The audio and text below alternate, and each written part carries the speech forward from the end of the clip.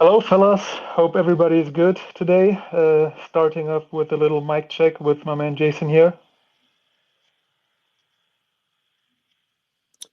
What's up, man? The mic is working. I hear you just fine. How's everybody doing? Throw up a couple reactions. Let us know you're alive out there in the world of X. Ask for the mic if you got something to say. Hope you guys are doing well. And yeah, let's jump in, my man. Yeah, it's been a while, right? Last time unfortunately, we were not able to record a podcast due to Memorial Day. You had some stuff to do, so it feels like it's been an eternity since we talked last time. So yeah, a lot of stuff happened in the crypto space, especially. Have you been able to follow everything? I guess it kind of depends on what you mean by everything. I mean, I think the Trump trial took over the world last night, and then all day today. That's all I'm seeing on X. So, what are you referring to, my man? Of course, I am referring to the celebrity token meta. No, no. I'm afraid I'm behind the times. Why don't you catch me up? Yeah, looks like I'm not sure if it's actually a new thing because when all that happened, I saw that celebrities used to like appear when a bull run is coming up and then create tokens and dump on their followers. But this time, I wasn't even aware of who she or he, I don't know, is, but Caitlyn Jenner um, made a token called Jenner, and it actually exploded. In the beginning, people thought that her X account was compromised and that she was like not doing it by herself, but then she showed up in spaces and made videos and everything. And the next one who came up, who was it? I think it was Iggy Azalea, who just made a token called Mother, and yeah, it's insane. It's insane people buy, but we've been talking about that matter in like related to meme coins as well. So it's actually the same shit, but the big celebrities are coming in and flooding the markets. And yeah, I have no words, man. Like it's it's just ridiculous. I mean, it's funny to see, people. Hey, I'm just kind of looking at this as I was listening to you talk. It's funny to see that people are doing this, but the thing is, I mean, where celebrity is concerned, basically it's a shortcut to attention, right? So if you have a shortcut to attention, and you're Caitlyn Jenner. Can't believe you haven't heard of Caitlyn Jenner. You know Bruce Jenner, right? Like the guy who was on the Wheaties box, like, I don't know, 2, 3 decades ago in the Olympics. Caitlyn Jenner is Bruce Jenner. He transitioned to a female and was once married to the Kardashians' mother. Forget her name. I don't know anything about the Kardashians. But yeah, there's this whole uh, sort of run up to his transition. And, as a man transitioning to a woman, he got Woman of the Year in one of the big magazines. So I mean, there's a lot of attention around that name, of course. Iggy Azalea, female rapper, I think. So yeah, I mean, you're gonna have shortcuts to attention. Of course, it's gonna draw eyeballs, and the traders are gonna jump on it, man, and they're gonna trade away the strength, and everybody who heard about it last gets screwed, right? That's the way it works. Yeah, it's interesting because when I saw that, I felt like, I can't believe that Caitlyn Jenner is he or she's probably a she now. So I can't believe that she's actually familiar with crypto. So what I thought about is like, do they have managers or some people who actually like advise them on doing that kind of stuff, or what do you think? Yeah, for sure. I mean, having spent a little bit of time around some people in that world, I mean, they have people who do everything for them. Um, like right here in the Phoenix area, we've had quite a few music acts come out of here. One of probably the most recognizable names was DMX. So DMX actually lived up here in the Cave Creek area, not far from us. And I mean, like if you went to the studio and saw him record, or if you hung out around any of his people, like he's always sending people to do certain things, and people are coming to him with ideas. So there's not really a whole lot that he or she does in those spaces in most cases. They just have people around him that take care of these things. And a lot of it's self-preservation, right? Like if you can't really go out into the public without being, molested every time you go to a restaurant or want to buy groceries, and you sort of have to rely on other people. But especially when it comes to the finances, a lot of these people are very financially illiterate and they don't understand how money works. So they hire people to handle all these things. And I'm sure that in the crypto space, with the finances being what they are, and with their financial people seeing quick ways to wealth, I'm sure they've been advised to do certain things like this because they know, if they have any connection to anyone in the crypto world, which um, most financial people are starting that, especially like if you look at the younger people, like Iggy Azalea is a bit younger, so she might know a little bit more.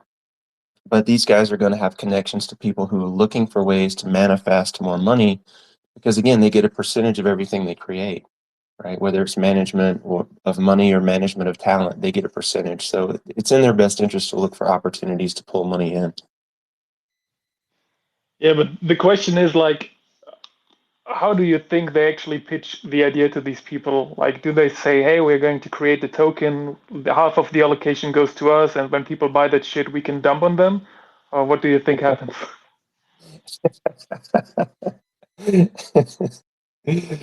Oh man. I don't think it would be that blatant, honestly. I don't think anyone would show up to a meeting and use those words. But I think people show up to a meeting and they talk around those words, if that makes sense. Um, just because, again, you're capitalizing on attention, and celebrity is a shortcut to attention because, the average person thinks the average celebrity has life figured out because they're on the cover of a magazine or something. And so with that shortcut to attention being what it is, I mean, this is why people in that position get asked to do commercials for things they don't believe in, whether it was, FTX in the case of Sam Bankman-Fried, where you had huge, huge names promoting FTX that didn't know anything about it or anything about its management. And then, of course, a lot of people got screwed, or whether it's, preparation H, right? Like it doesn't really matter like what the product is. They're going to hawk it if they can make a buck on it, because everyone in their circle is going to push them to do so. It's just the way the incentives are set up. In most cases, management takes 10% of what talent earns. And in the money sphere, I'm not even sure if it's 10%. It could be a little less or a little bit more, but there are incentives for people to behave this way, right? So we kind of come back to Charlie Munger's famous quote, right? Show me the incentives and I'll show you the outcomes. So I think anytime there's an opportunity for a celebrity to capitalize on a thing, you're going to see them step into that marketplace. Yeah, I totally agree. I was just wondering if these celebrities actually think they're doing like a good thing, they're doing a good thing for their followers and everyone. But when I did some research on which celebrities have been involved with any kind of crypto projects, there have been tons of, even if it was like Floyd Mayweather, Chris Brown, I'm not sure what the names. Kevin Hart, I think. 6ix9ine, Shaquille O'Neal. We all know about him and Astrals. Tory Lanez. Like so many people, and almost everything. Actually, everything went to zero. So it's probably as you mentioned. People are not being held accountable for that, and people tend to forget. After like nobody's talking about that these days, and so they can basically do what they want, and nobody cares. Yeah, I mean, I can talk to Shaquille O'Neal personally because I owned Astrals back when Astrals were worth, I don't know, 5 or 6 Sol or four, I forget, whatever it was. They had a fairly high floor price, at least in terms of Sol. I think Sol was a lot cheaper then. Um, but I mean, if you're in that Discord, basically what happened was, and again, this is just it kind of touches on what you're talking about with celebrity. Shaquille O'Neal wasn't involved in the project at all. Like he didn't do anything. He wasn't really promoting it publicly. He wasn't really, out in the world asking for support. What happened was his son was friends with one of the developers, and so his son asked him to lend his name to the project, right? And so because there was a connection with the son and the developer and the founder, Shaquille sort of got brought in just as a way of helping out his own son, right? And so there were maybe, I don't know, two or three posts over the span of, months or years where he would, video himself talking to someone, or someone would video him talking to the developers, and he would just say something like, never going to abandon my team, blah, blah, blah. The usual sort of line you get from people who aren't really connected, but they're not really disconnected either. They're there and they're lending their name, but they're not really participating. And so I think really with Astrals, it was a classic example. It's like, okay, here are the people around me. In this case, my son and one of his friends, they brought me this thing and I can participate in this thing. And then, of course, when FTX went down, every celebrity who had any ties to crypto anywhere was suddenly, you know, reminded of the fact of the legality that they've lent their name to a thing that's tied to finances. And then, of course, in that scenario, there are real world consequences in terms of what you can and can't promote, because people are basing their hard-earned money on things that you say. And so as soon as that happened, Shaquille's lawyers pulled him out of that, right? And so he just made a post saying, he had to pull back out of it.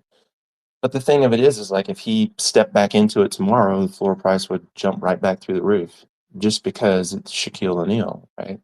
So this kind of points to that question that you asked earlier about how do these things happen? Well, it's like how anything happens. Why do celebrities date celebrities? Well, because they spend time working with them. Why do, bankers date bankers, and why do teachers marry teachers? Because they work with them and they spend time together, right? So it's just all about circles. Like, what circles are you in? What circles are you running in? And then you see where the relationships develop, and it just kind of flows from there. So I feel like that's a classic way. I'm glad you reminded me. I actually forgot about Astrals, but I think Astrals is a classic example and a good answer to that question you initially asked. It's just people around them are bringing them opportunities or asking them to do things. And if you're close enough and have a good enough connection, then you have a good chance of that being the case, right? Yeah, I totally agree, and I'm curious to see where that actually goes, because what's interesting is that people expect other celebrities to create tokens as well. It's funny that I think 2 days ago, Paris Hilton made some kind of countdown on her X timeline, and always tweeting some kind of, I think it was a time 11:11, something like that. Not the date, but the time. And everyone was like in the comments expecting her to create a token as well. And in the end, it was something totally different. But it was interesting to see that the whole crypto community was kind of overtaking her Twitter, and commenting, and everyone was talking about it. And yeah, but I feel like once these people are successful with what they do with these coins, if they actually earn money, there will be a lot of people following that and trying to do that as well. But before we get to other crypto topics, I wanted to remind people of you, because you have been in a space, I think a couple of days ago, and I wasn't able to fully hear it yet, but I what I heard was very, very interesting. Maybe you can summarize a little bit of what you talked about. Yeah, sure. I was in a couple different ones. Do you remember which ideas specifically that Yeah, you you were? was like you were talking about like the importance of like communities having to have like some kind of recourse. Oh, yeah, yeah, yeah. Yeah, so I was in a couple different spaces. So part of the outreach that I've been doing is I've just been showing up on people's spaces and looking for intelligent thought, basically. Looking for signs of life out there, and finding different people who are having sort of higher level conversations around where the market is going. Because I think right now, like especially if you're hearing my voice right now, then you can kind of sense that the market is changing. At least I can. And I feel like I'm not the only one with a spidey sense, right? So like and there's other smart people in the marketplace. There's collectors out there, and I know you guys are sensing like all these shifts in the market, right? For example, excuse me, we went from we're going to have this massive bull run to the bull run turning into meme coin central. Like, so for the last 6 months, it's just been meme coin after meme coin after meme coin. And now everybody's like, well, what happened to NFTs, right? And then if you look at how that played out, right, there's a lot of people who got into meme coins early, made a quick trade, made some quick money, and then basically there was nothing said about their NFT collection at all, ever. And so now people in the NFT world are like, well, what's going on with NFTs? Or NFTs are dead, blah, blah, blah. You know, the usual thing where attention cycles from item to item to item, and people forget that it always cycles back around. And that, when the attention is shifted away from your particular level of interest, that's when you should be most interested, because that's when you're going to get the best deals. And so basically, the idea of um, like the shift and where the market is going sort of lends itself to looking out into the future and seeing how the thing is going to play out. And then how the thing plays out depends on how founders treat their communities. It depends on how founders and educators, in some ways, like you and I are educating to the best of our ability, people who are coming into the marketplace and are trying to learn. It depends on how we bring these people in as to what happens with the NFT market as a whole. So right now, the NFT market is really kind of looking for a purpose, it feels like. And, we've talked about what the purpose really is, provenance, ownership, tokenizing real world assets. And so what happens is if you have unethical founders, which, if you're on this call, you've probably, experienced quite a few rugs, at least more than one if you've been here for more than 5 minutes, right? Excuse me. And so the question becomes, all right, how do we correct that? Or how do we look to different ways of solving that problem? And the conversation centers around, okay, well, founders have to do this, and community members need to do their own research and all this kind of thing. And I'm just sitting there listening to this, and I'm talking about those topics, but then going into really what matters. It's like, okay, well, we have a known founder, for example. Does doxing basically guarantee you any level of security?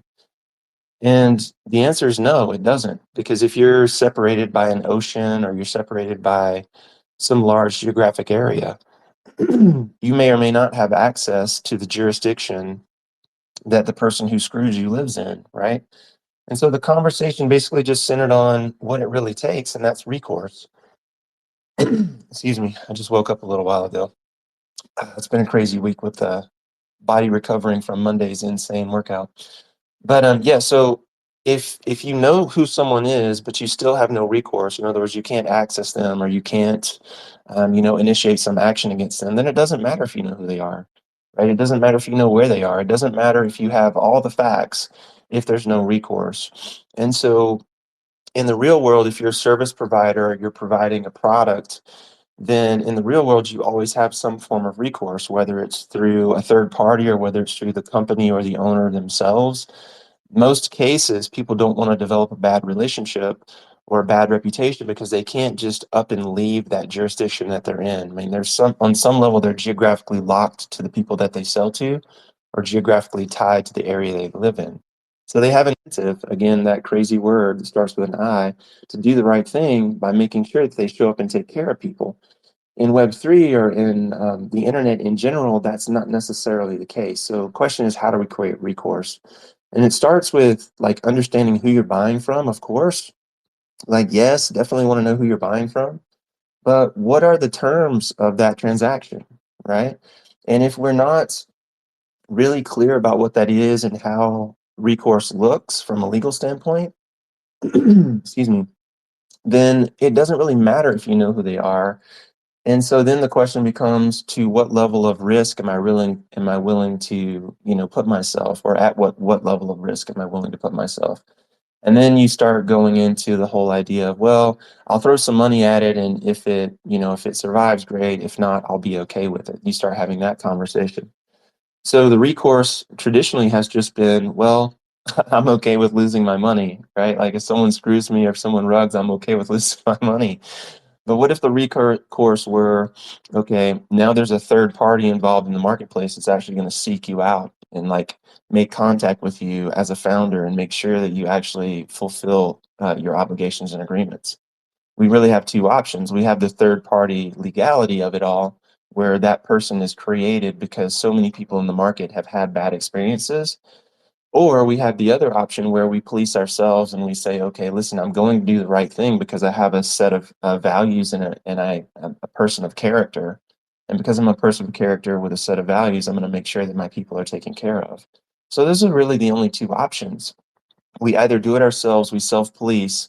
Again, the space that you're referring to, we're talking to other founders in different projects, or we have someone come in and police us after enough people are screwed. And so really that was kind of what the conversation was centering around. Is that more or less what you were getting at when you were asking that question?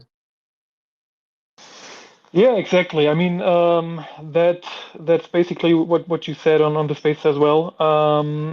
But what would you actually advise people to do to get that kind of recourse from communities?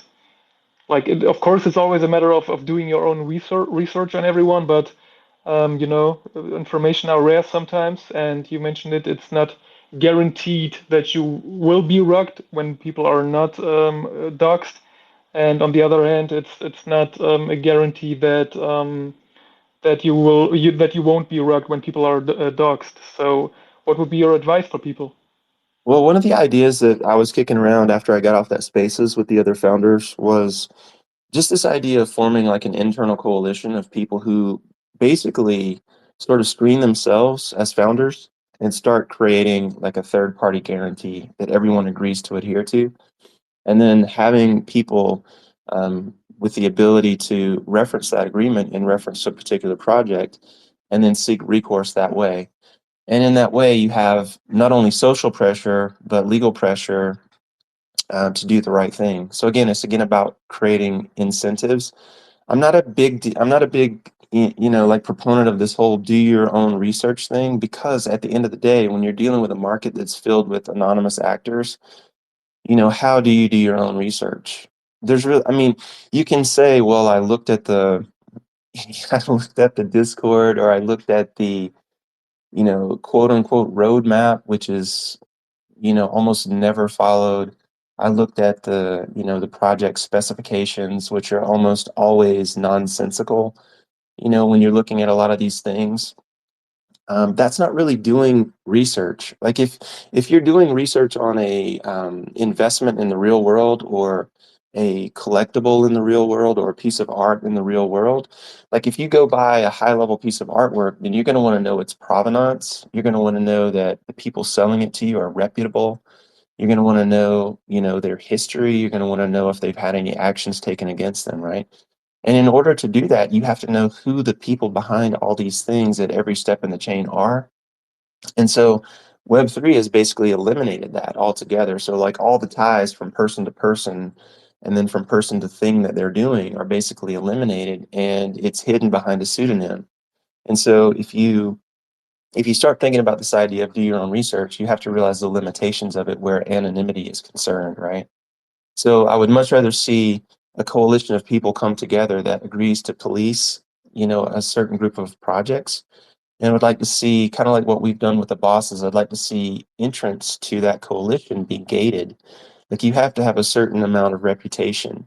You have to have a certain amount of a track record. You have to have a certain amount of delivery. Like if you say you're going to mint on X date, then you mint on X date. If you say you're going to, give, like in our case, like if you're going to give bosses 10-cent mints and we're going to guarantee certain things, then people need to go back to those documents and be able to see, okay, yes, they did actually fulfill that agreement, and there's a level of trust that we've created there, right?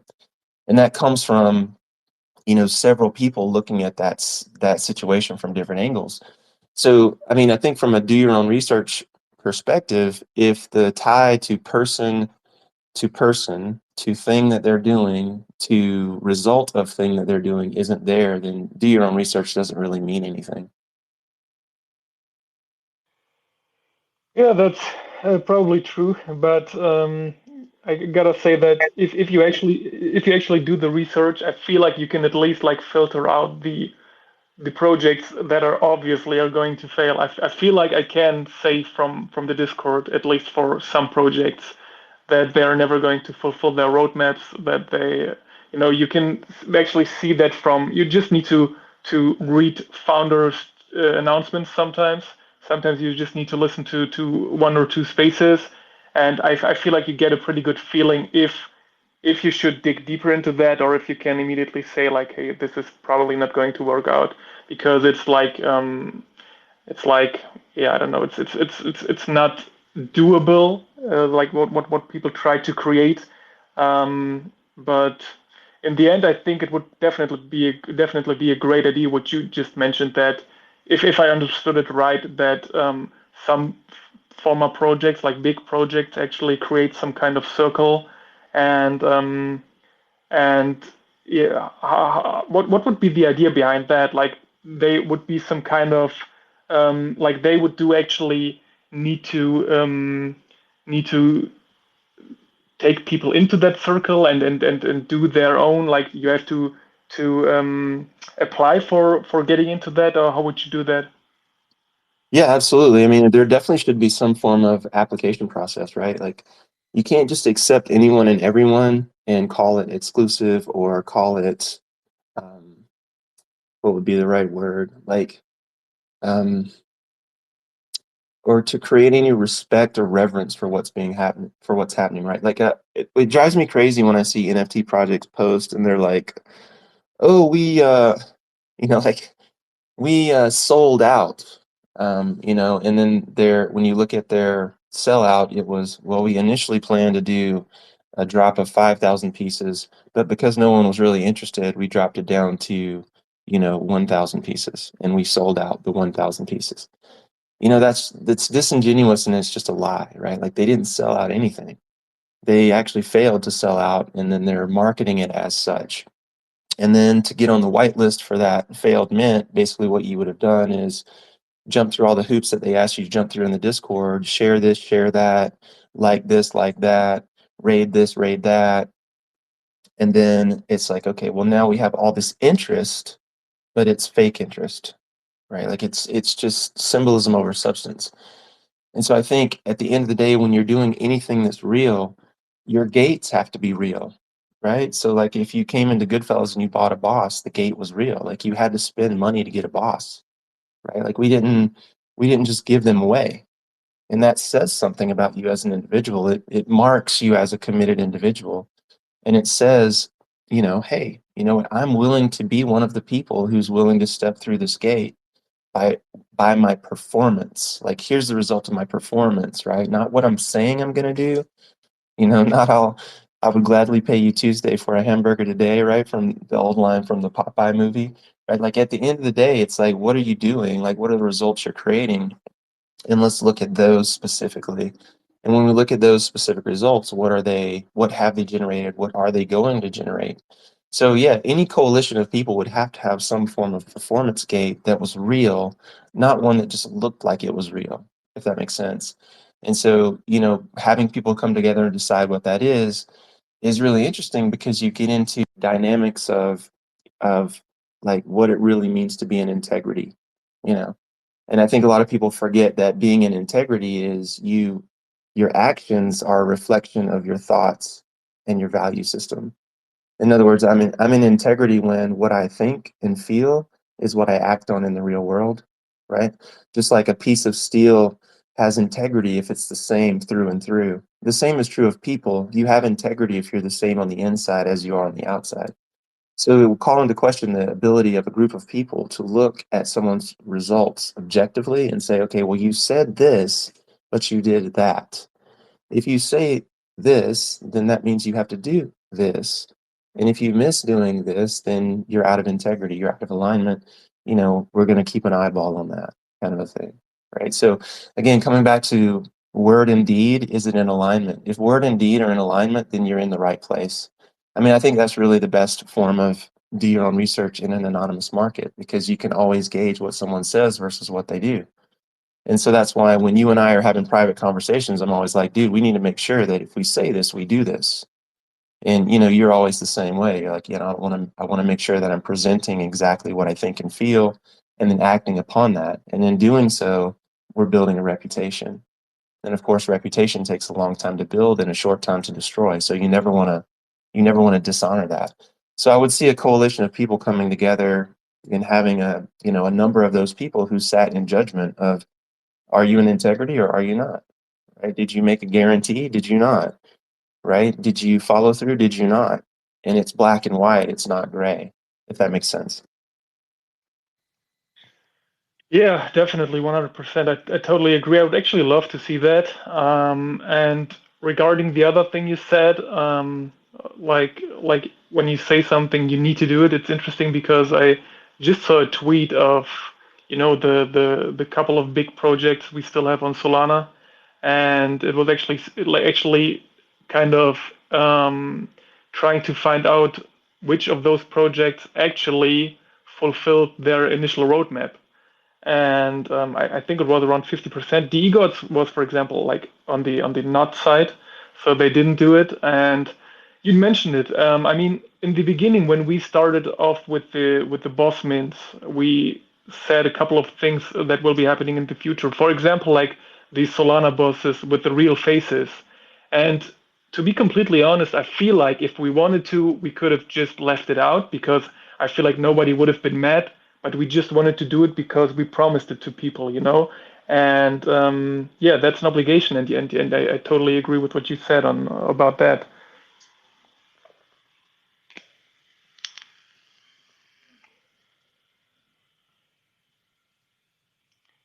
Yeah, for sure, dude. I mean, it's funny. I mean, I think like when you order or you work with a company and you have just like an amazing experience, how you feel as a customer or as a participant or as a community member, like you just feel amazing, right? Like let's say, for example, you order, I don't know, like you order a shirt from your favorite brand, right? And all you ordered was a t-shirt or a tank top or whatever, and it arrives and you open the package, and inside the package they have a sticker for you, and they've got a card with your name on it, and they've got this really cool bag, and they've got all this kind of stuff that comes with the shirt, right? You ordered a shirt, but when you went to the process of opening the shirt, you had this experience, right? You had the experience of someone taking a moment and really thinking about, how can I deliver this in a way that's really going to wow the person on the other end? Like when someone orders from our lifestyle brand, I put a handwritten note in every package. It's like, hey man, appreciate you, or hey girl, appreciate you, keep doing hard things, much love, Jason, right? Like every time. And I do this because I want the person on the other end to feel like a fucking person, not a number on an order sheet, if that makes sense. And so when we do mints, for example, and we're using the Metaplex software right now, when you go to mint, every single bit of the mint process, like I've agonized over creating an experience. It's like, okay, there's a background image, there is a foreground image, there is a GIF that's running while the system is minting your NFT. And like these are things that people don't think about normally. But I'm thinking about this because like if I'm on the other end of this, I want to have a good experience. And so what are the ways that I can do that is I can start thinking about what the details look like. And I feel like as the market continues to mature, people are going to be looking for more and more experiences to go along with their collectibles. And, as someone who really cares about the person on the other end having an experience and being part of a community that actually cares about you, like if, like I can't tell you how many DMs I've had with people in our community that are private where they're going through something difficult. And I'm literally sitting there, sending voice notes or sending messages saying, listen, hey, I know you're going through some shit, feel free to reach out, man. I'm right here. Like, if you need an ear, I'll just listen, whatever it takes. Like, let me know how I can help you in some way and actually mean that. Like, when I think of community, that's what I think of as being a community, not just a group of people who show up and agree to like the same tweet because somebody incentivized us to like the same tweet, right? Like, if someone showed up on my doorstep and they're like, listen, man, I'm in trouble. Like, I need help. I'd be like, okay, cool. Let's see if we can figure it out. Not what are you doing here? Or not, did you raid yesterday's tweet? If you didn't raid yesterday's tweet, then, we don't really have anything to talk about. You know? It's getting back to that idea of like symbolism over substance. Like we want less symbolism and more substance. And so anything we can do to get to that, like that's what I'm looking to do. And these are the things that over time, as the market continues to shift and as more and more failures come in, as more and more projects start and stop, that the longer you're running the track, the longer you're in the race, the longer and the more opportunity you've had to create this reputation and this experience for the people in your world. And if I can do that even on a small level, like throwing a GIF up there that's kind of interesting while you're NFT mints, then I'm going to take the extra hour that it takes me because my fucking OCD kicks in when I start setting these things up. And I'm going to sift and sort through all the GIFs and find the one that I think is the most appropriate for that particular piece. And I'm going to stick it on the mint page just because, A, I want to make sure it's a good experience. B, my OCD gets satisfied. And C, I feel like it looks best at the end, right?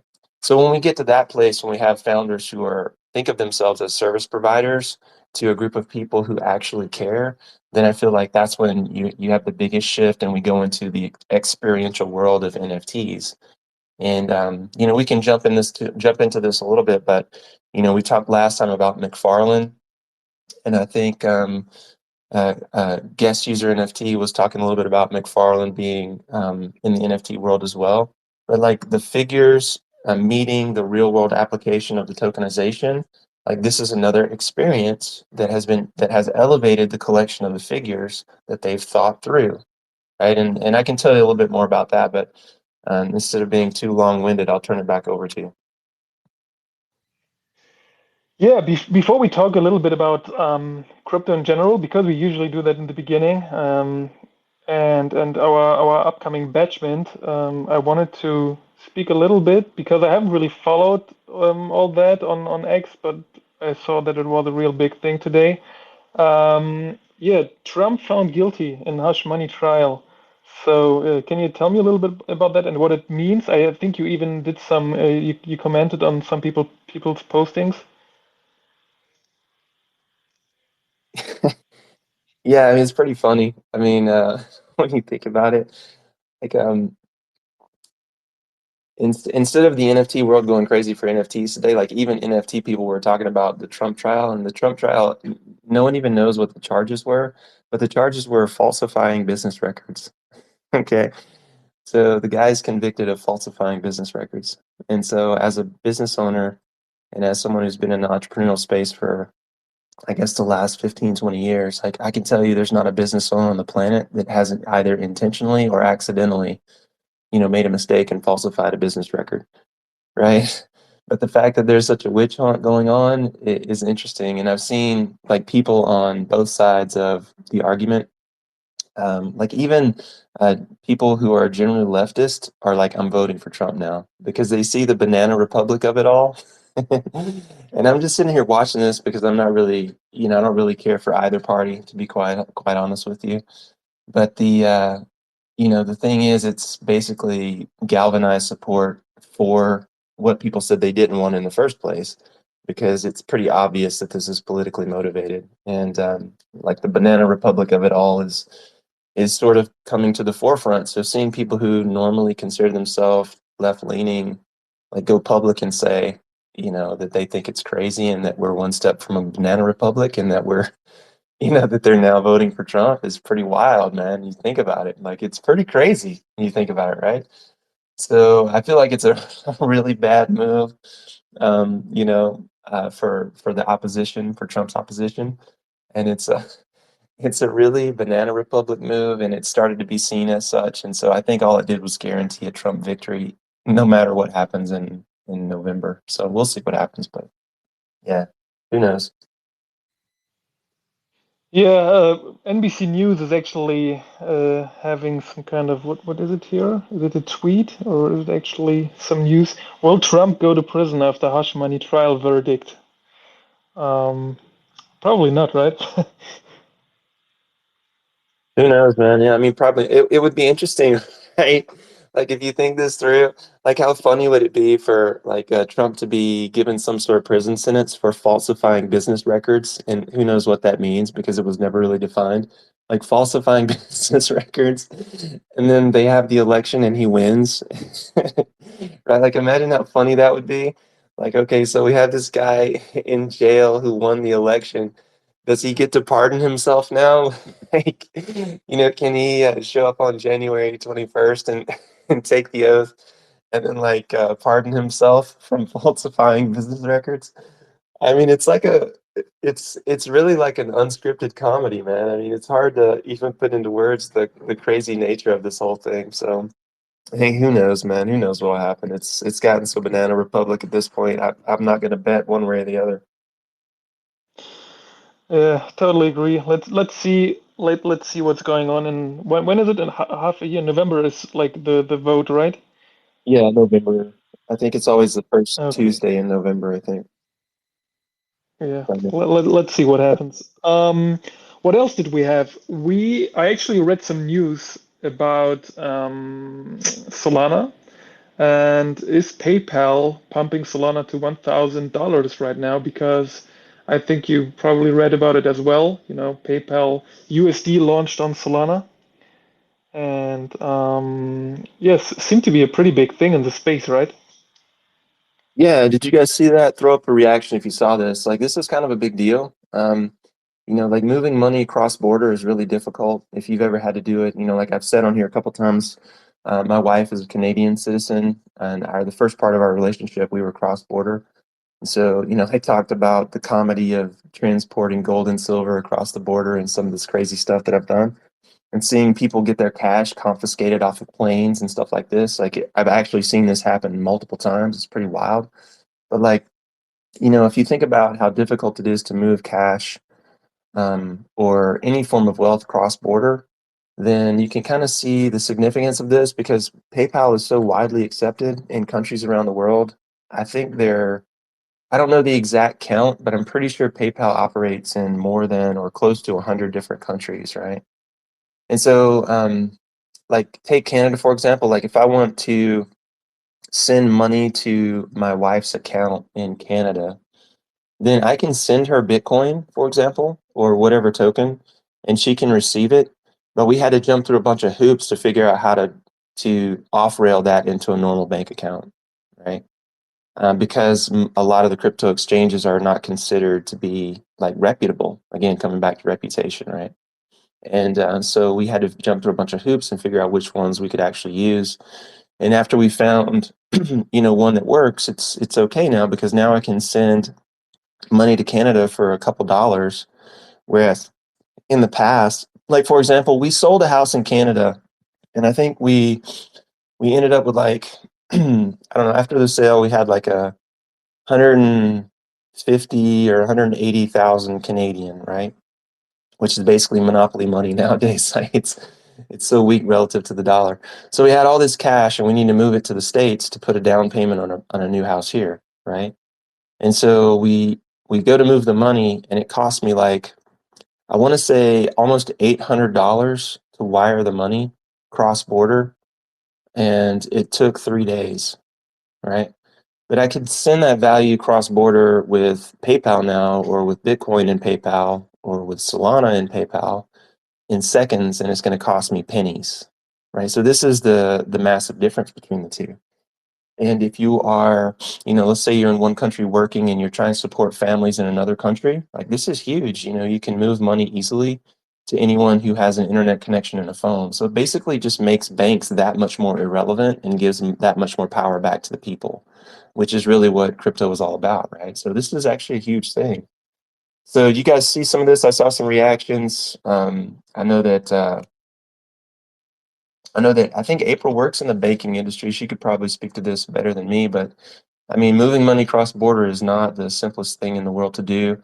And I know that even with me working with my local bank and having a signature on file that basically says, if I call you, I want you to be able to wire money, like there's limits on that. Like if I wanted to wire a certain amount of money to my wife, then they're going to ask me all the questions and all this kind of thing. And, they may or may not do it. I might have to be present in person. It's just such a pain in the ass. And this comes back to some of the anti money laundering laws. Like if you if you show up to the teller and you're like, hey, I want 10 grand, they're like, all right, well, you got to fill out this form, because it's 10 grand or more. And so, a lot of times we go, if we need to move money and it's a large sum, you take multiple trips to the bank. It's like, well, I'll go and I'll deposit 4,000 today and I'll withdraw 5,000 tomorrow to get around these ridiculous laws because, they're stuck in the 1920s or whatever. And so it's really a big deal. And I don't think people get it. I think bankers at the highest level probably get it, which is why they're buying crypto behind the scenes and talking down about it publicly. But yeah, for the average person, it's a huge step forward. Yeah, I totally agree, and I love actually that they chose Solana. You know, the one cryptocurrency that was declared dead like 18 months ago. And have you actually seen the Algorand commercial? No, I haven't seen it. What does it say? You haven't seen it? It's actually on YouTube. They basically had the setting of like a supermarket, and the I think the video was called "When Blockchains Meet the Real World, Only One Delivers," and then you had basically like three people trying to pay for their groceries, and one wanted to pay with Bitcoin, one with ETH and Solana, and the Bitcoin one it took like hours until the transaction was confirmed. The ETH one actually bought groceries like worth $10 and had to pay like $40 in the end due to gas fees. Solana failed all the time because like congestion issues and stuff like that. And then there was like that one guy coming paying with Algorand and everything went smoothly. And it was crazy because like people actually felt offended of that, like in the comments. But I thought it was actually a pretty funny idea. You can actually see it on YouTube. Yeah, it sounds great. I mean, like, it's great marketing, right? Great marketing is always tells a good story, right? And that's true. Like if you're using native Bitcoin to buy your groceries, it's gonna take who knows how long for the transaction to confirm, and then for it to, I mean, back in the day, like you had to have six confirmations, which could take up to an hour, right? But with Lightning rails, of course, they glossed over that. With Lightning, you could pay for your groceries in 2 seconds using Bitcoin, no big deal. But yeah, I mean that's just good marketing, good storytelling, man. So kudos to those guys for bringing it to the forefront. I'd be really surprised if the Lightning guys and Jack didn't come back with some commercial in the future about how quickly you can move Bitcoin on Lightning rails, just to kind of counteract that. It's a great story for sure. So as we are coming to an end, people may have noticed that we have the upcoming Batchment in the title as well. So that's basically your playground here. So give us an update on that. Yeah, for sure. So, obviously we're minting in batches of 100. I've already got the 100 pieces ready to rock, ready to go. I'm going to be adding a couple of traits to keep the collection fresh and new, like we committed to you guys before. And I'm going to be creating a fresh one of one, which will also go out in that batch. And we're aiming for like the first of this month to get it out. I don't have a hard date for you yet. Today's the 31st, so hopefully I can get most of the work done this next week, and we can get the next batch out. And for everyone holding bosses, I think Alex and I talked about this before, but initially our commitment was to give you 10 cent batch mints, and this was when Solana was like, I don't know, $25 a token. But what we've decided to do is basically grandfather bosses in at 10 cent mints forever. And that's because obviously of the run up in Sol. So we feel like that's fair. And we wanted to make sure that we honor the bosses and make sure you guys get all your 10 cent mints forever. Because again, getting you guys to whale status is what's going to help us steer the ship. And then, of course, we're going to be putting some marketing out in the very near future, some paid stuff to start bringing in some new attention and new eyeballs. And if you guys are ever on X and you see me out and about, like I'm in the spaces as much as possible, talking to, other artists, other creators. If you see me happen, like X will show you so and so is in whatever space, right? Like how it follows you around.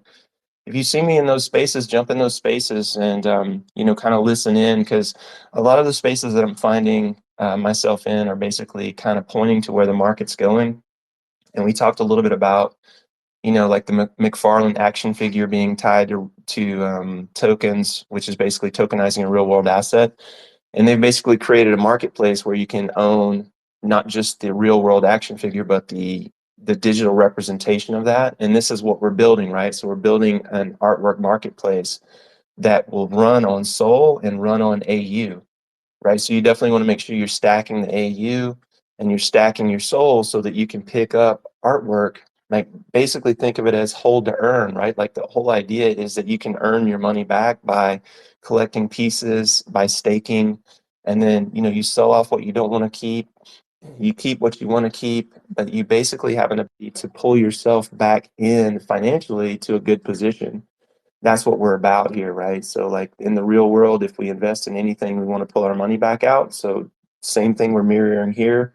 Like when you guys put money to work at Goodfellas, I want you to be able to pull it back out using your staked earnings, right? So this is all coming. The token mints are coming.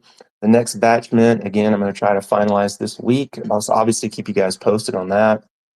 But the whole idea is to keep you with your 10-cent mints, allow you to get whale status, trade around what you want to trade around, and continue to grow from there.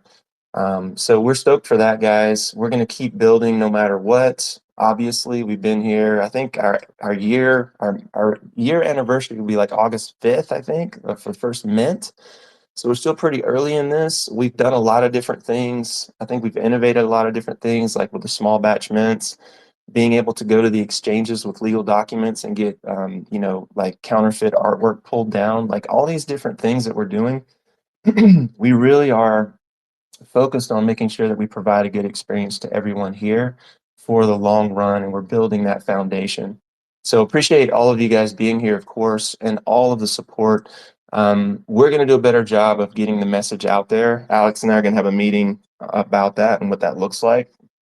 But for right now, making sure that the bosses, have the greatest stake and have the greatest opportunity, that's really where our heart is. And we've got a few more batch mints to go before we really get to that public phase.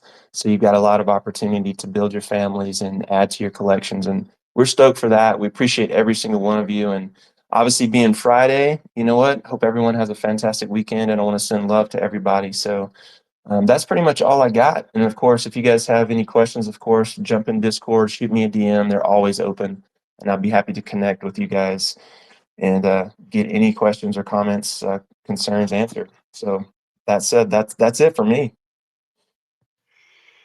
Yeah, beautiful, man. I gotta agree on the spaces thing you mentioned. I mean, it's so difficult to find quality spaces, and most people are just talking about meme coins and stuff like that.